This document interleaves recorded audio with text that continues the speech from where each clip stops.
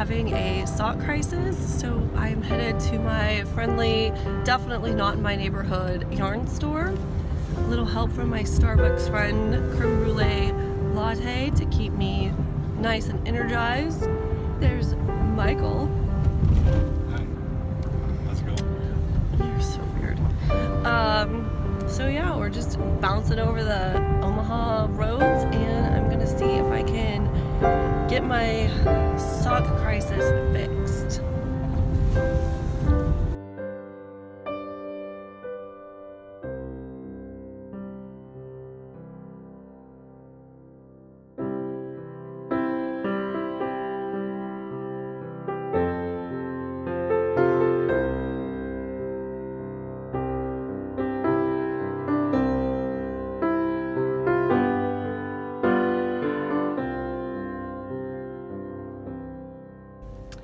So in a definitely not good turn of events, right before I was getting ready to go into the yarn store, Mike got a call from his younger brother, and his dad had collapsed, and his brother happened to be pulling into the office and saw him when he went down, tried to get him up, got him to the hospital right away. They did a CAT scan, and they have found blood clots in both of his lungs. Violet, honey, it's okay. Mama's right here.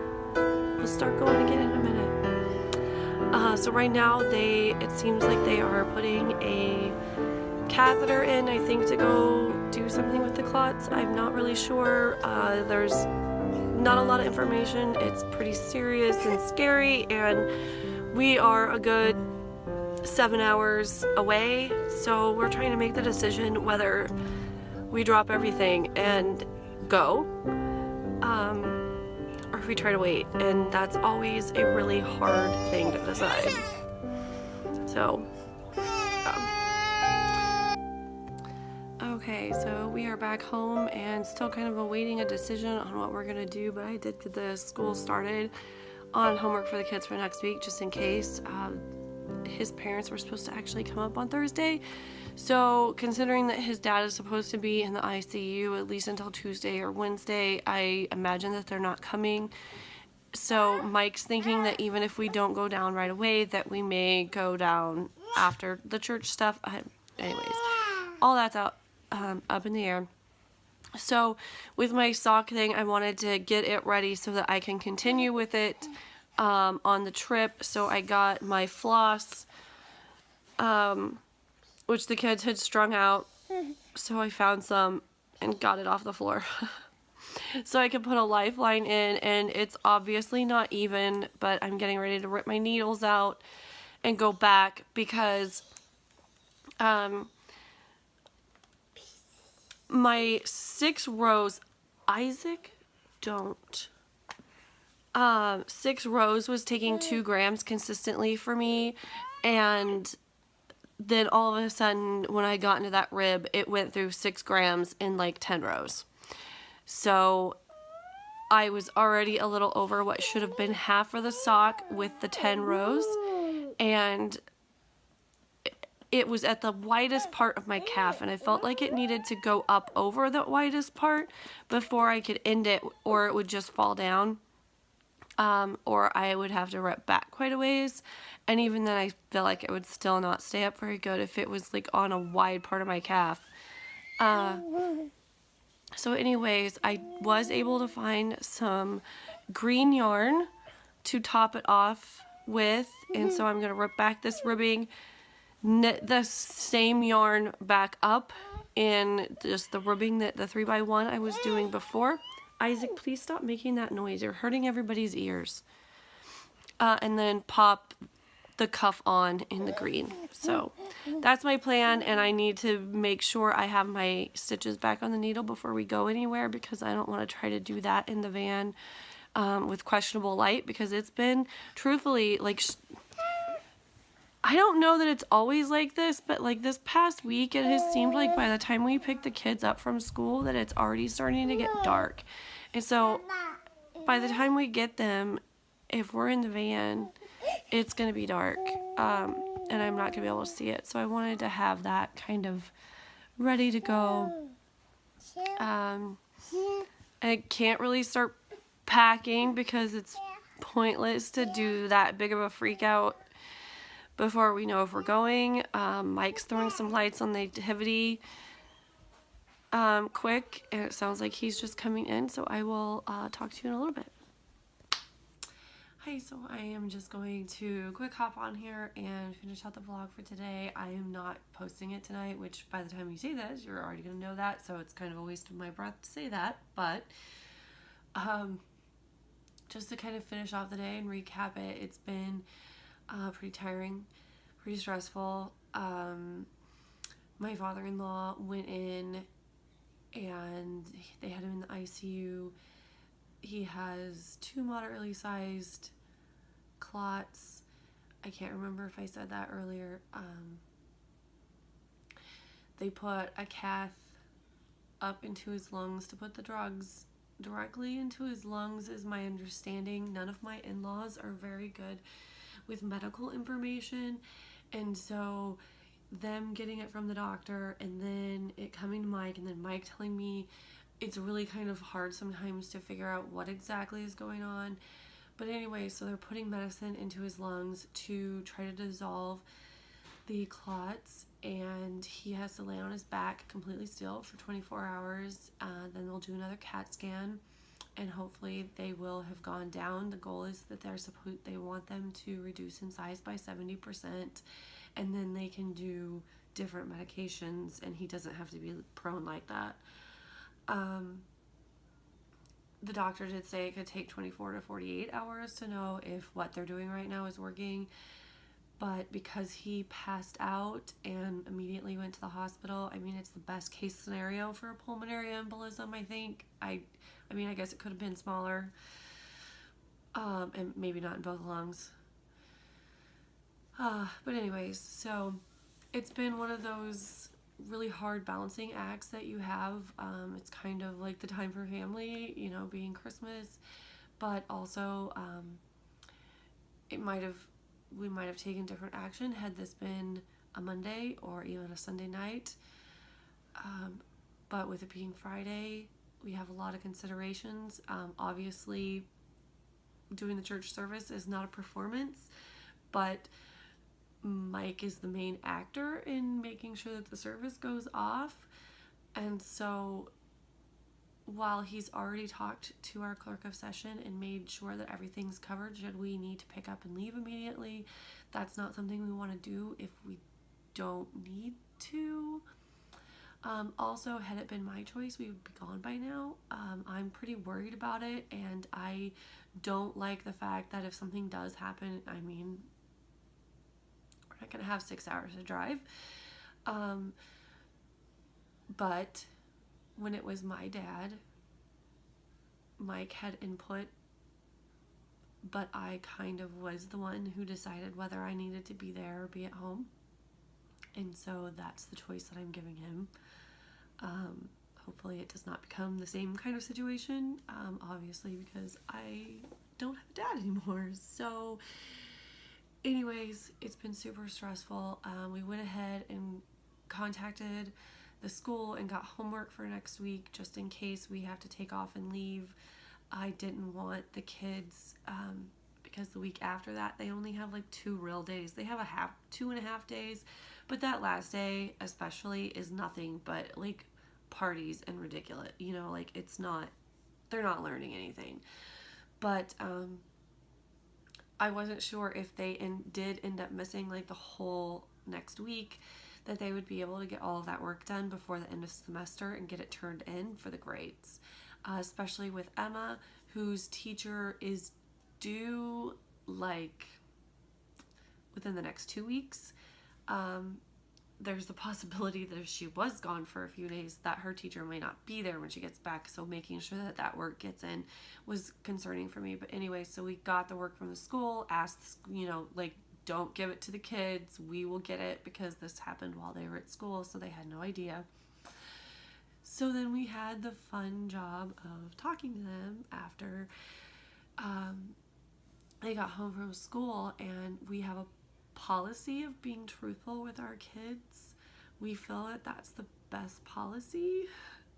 However, it makes it really, really hard when stuff like this happens, because it would be much easier just to like not say anything to them and just be like, you know, mommy and daddy are just stressed out, and then if something happens to tell them. But we didn't, and we told them, and of course when they asked the question, you know, could he die, and the answer was yes. It did not make for a very fun, probably like over an hour, because once they kind of got really worked up, especially the girls, it was really hard for them to move past that point. Even talking to them, you know, like, he went to the hospital immediately. A lot of times people don't know until it's, you know, they just die. And Papa passed out, and Uncle Jason saw him, and he took him to the hospital, and he's already being treated. It took him a while to kind of get that part of it, even though that's what we led with. So it's been a very stressful and tiring day, and I'm really feeling it. I did finally this evening, well, really tonight, get my Advent square in, and I apologize for the terrible lighting, but it is like 11 o'clock. Oh, that's relatively accurate. I think it's a little more red than that, a little less gray, but yep. So here's my block so far. Turn it towards the light a little bit. And then I did mention that I had a sock catastrophe, I think, in an earlier vlog. I might have like said a little bit about it. So I ended up ripping it back to where I put in my stitch marker that I got from Lofty Loops a couple days ago. And I don't know how everybody else gets their camera to focus so close, because mine certainly doesn't. I don't know if it's because my face is partially in it, whatever. Ooh, see it? It's a snowflake, can you tell? I ripped back to there and knit in the ribbing that I was doing before, the 3x1. And then I put in this yarn, which I don't know if you can really tell on here, but it is not an exact match. It's pretty close, but this is Barocco Ultra Alpaca Fine, which is a 50% Peruvian wool, 30% nylon, and 20% superfine alpaca. So it has quite a bit of like hair on it. Yeah. And it is significantly thinner than this yarn, which I think is where I ran into the problem, thinking that I could get to my knees with 150 grams. This yarn is, while it's probably still a fingering, it's a pretty heavy fingering. But anyways, like, there's tons of stretch in it. I did do the super stretchy up here. Truthfully, it's going around the really big part of my leg, and so, I mean, it stretches out, and it has a nice, the twisted rib looks nice in it. And I think because it has the different rib up there, and the knit stitches are really popping out when it's on my leg, it makes it blend in a little bit more than it maybe does just naturally. But you can see this is a little bit darker. This is a little greener maybe, but I think it's okay. I also think that the variegation, there's kind of a brown variegation in this. I feel like that kind of ties in with this cream color. So I'm pretty happy with it, and it is done in all its glory. So now I just have to start the next one. But, and I'm gonna, I have a little clip from going into the store earlier, but, I think because I'm just like stressed and kind of frazzled, I was just like, I need to cast something on. I don't want to work on, I didn't want to cast on the toe of my other sock, and I didn't want to work on anything that I already have, like Christmas gifts. I didn't want to work on socks, mostly because like Isaiah was sitting right there and they're his. Things like that. and I just needed a cast on project. So I grabbed yarn that I've had for quite some time. I got it from Yarn Soup in Dubuque when we went on vacation a while, 2 summers ago, so probably a year and a half. And it is Manos del Uruguay, the Fino, which is 30% silk, 70% extra fine merino. In this blue. And that's actually picking up pretty good, I feel like, maybe. But the happy mail that I keep forgetting to tell you about, which is kind of happy and sad mail, because it's happy mail because I got yarn, but it's kind of sad mail because Danny of One Twisted Tree isn't going to be doing, isn't going to die anymore. That should be a good thing. Oh my god. Oh. Anyways, I got the yarn from that, but the blue is Acid Peacock, and I mean, it is Acid Peacock. Like, it is a perfect name for that yarn, but it's showing up very like primary blue when I'm taking the video, so I don't know how it will look when I actually like play it back on the computer. But anyways, so I cast on for my Puntilla sweater by Joji Locatelli, and here it is.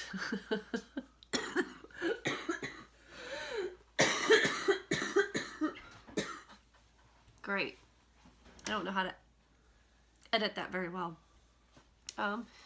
Here's another piece of it. It's so big and amazing, isn't it? But truthfully, it is really pretty and really soft. And I feel like, oh well. I kind of had the desire to have something that's really simple if I do end up traveling. My lace sweater is probably not one that I would take, because either I would be around a hospital, so there'd be other people around, or like if I stayed at my in-laws and Mike was at the hospital, then I would be out of our home with the 5 kids, and so a lace sweater is just not gonna be my jam. So anyways, I'll have my little sweater. Anyways, if we do leave, just fair warning that I will probably continue to make the vlog videos and and save them on my computer, but we will not have internet access there. Their internet is through their satellite TV provider, and so it is not like they run out of internet. Like, it's not unlimited. It's not good. So I won't be able to upload, but I will upload those once we get back. I might possibly try to figure out how Instagram stories work, but I don't know that I would, because truthfully we don't get good service there, and again, the internet's really bad. So I will just maybe post pictures on Instagram, but I will try to let you know if that's happening and keep you updated, and hopefully, truthfully, best case scenario is we don't have to go, and that everything's okay. Oh, the other video that I did take for tonight is Mike decided that in case we had to leave, because we were trying to wait through the cath procedure to decide, and so while that was going on, he's like, well, we have a live nativity scheduled for Sunday, which is a whole nother thing that I was going to talk about today before everything kind of hit the fan, but men and women think very differently, just put it that way. And he's in charge of organizing, and I'm the organizer in our family, not him. So it's interesting. But anyway, so he decided that he was going to go ahead and put the lights that he wanted to put on to the stable on before we would take off if we were going to. So I have a little snippet of video so you can just see that. And yeah, that's about it. We've just been, I think our lights in the parking lot just like went off randomly, but some of them are still on. That's so weird, and I feel creepy sitting next to this window. I feel like there could be people outside watching me. So we're just kind of like doing laundry and making sure we have the right clothes available, clean, and covering our bases without like actually like packing and going. Like we're in super limbo. But anyways, so hopefully I'll be seeing you tomorrow. If not, I will let you know. And then I will see you a whole bunch all at once when we get back. And I hope that your day has been less stressful and that you are finding some peace and joy in the holiday. I'm still have both of those. It's just gonna dig a little bit deeper today. But anyways, hug your loved ones and be kind. I'll see you tomorrow. Bye.